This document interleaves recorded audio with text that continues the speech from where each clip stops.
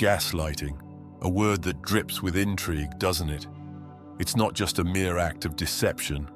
It's an assault on the very fabric of reality. And here's the thing.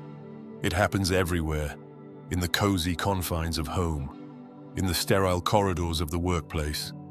Its subtle claws can tear apart confidence and clarity with the precision of a master craftsman. So how do we respond to it? How do we reclaim our truth when it's being slyly twisted before our very eyes? Today, we explore the strategies, the tools, and the mindset to confront gaslighting head-on. With a little wit, a lot of wisdom, and a touch of elegance, we'll dismantle the game and walk away. Not just intact, but empowered. You're crazy. The gaslighter's opening gambit. Imagine this. You've brought up a concern, a genuine one, perhaps something they've said or done. And their response, "You're crazy." The words hang in the air like smoke, suffocating and disorienting. But here's the truth. This is a tactic, a deliberate move to divert attention from the issue at hand and plant doubt in your mind. Why? Because if you're questioning your sanity, you're not questioning them.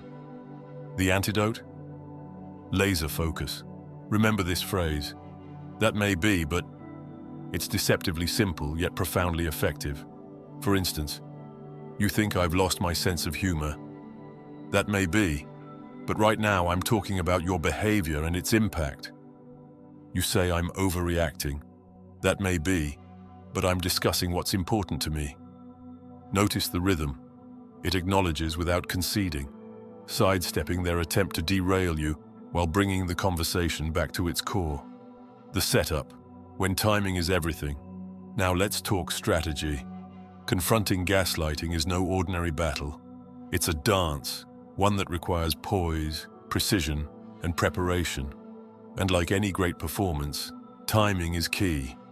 Consider this. A heated moment is rarely the best time for clarity.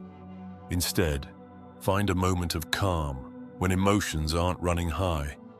If you're addressing a partner, perhaps it's during a quiet car ride, side by side, looking forward. If it's your boss, maybe you're working on a shared task, wrapping up a project. Why? Because when the spotlight of confrontation dims, defenses lower. The setup is as much about creating the right atmosphere as it is about the words you choose. The Hamburger Technique. Meat, bread, and a touch of grace. Let's delve into a method I hold dear. The Hamburger Technique. Think of it as a layered approach to difficult conversations.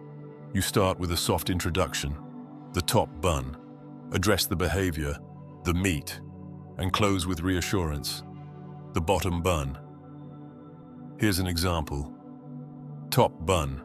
I really value our relationship, and I know you wouldn't intentionally hurt me. The meat. Yesterday, when I shared my concern, you called my perspective into question.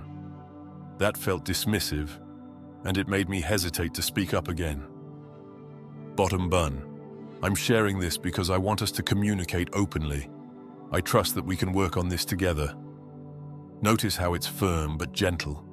It calls out the behavior without attacking the person, leaving room for dialogue and growth. Navigating the storm, staying on course. Gaslighting thrives on misdirection. What about all the times you were wrong? You're always like this. These are attempts to pull you off course. Here's your tool. Narrate the scene. Describe what's happening as if you're an observer. For example, you're saying I'm crazy, which feels dismissive. Let's address that later. Right now, I want to focus on what I brought up. I notice we're getting sidetracked. I'm here to talk about the issue at hand, not other unrelated concerns. By narrating the interaction, you strip away the emotion and hold both yourself and the gaslighter accountable. Visual cues, tools of poise. Never underestimate the power of body language. A steady gaze, an upright posture, a calm tone, these are your allies. Gaslighting feeds on perceived weakness, but your composed demeanor speaks volumes. Practice these visual cues in calm moments so they flow naturally in the storm. When the words are difficult to find, let your presence do the talking. The loving way. Transform, don't conform. And here's the crux, my friends. How you communicate reflects not just who you are, but who you aspire to be.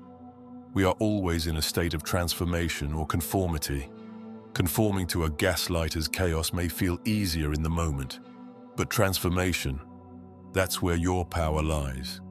Transformation means speaking truthfully, yet lovingly. Even in confrontation, you can choose grace. Say, I love and respect you, which is why I'm bringing this up. This disarms defensiveness, reminding them and yourself that the goal is resolution, not war. The final note. Remember this. Gaslighting seeks to rob you of your reality, your truth, your confidence. But truth, my dear friends, is resilient. It may flicker, but it cannot be extinguished. Not when you nurture it, guard it, and stand by it with unwavering courage.